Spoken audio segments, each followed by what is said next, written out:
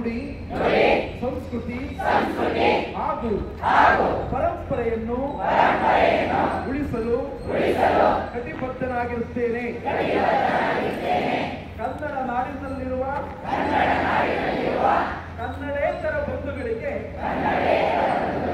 ಕನ್ನಡ ಕಲಿಸುತ್ತೇನೆ ಎಂದು ಸಂಕಲ್ಪ ಮಾಡುತ್ತೇನೆ. ಜೈ ಭಾರತ್, ಜೈ ಕರ್ನಾಟಕ.